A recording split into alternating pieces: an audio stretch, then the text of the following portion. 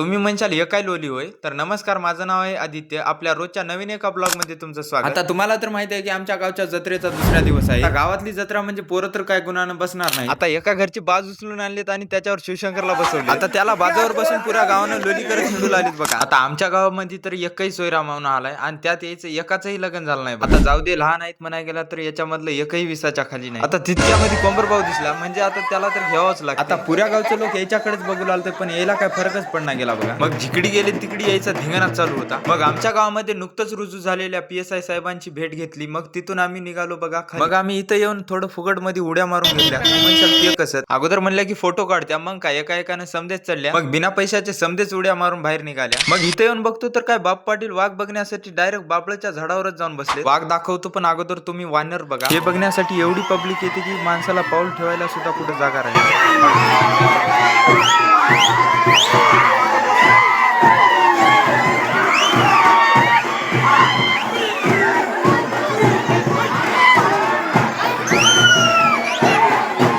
वाघ गेला त्याच्या घरी, आता आम्ही जातो आमच्या घरी. लाईक फॉलो शेअर करून आता ढकलावरी.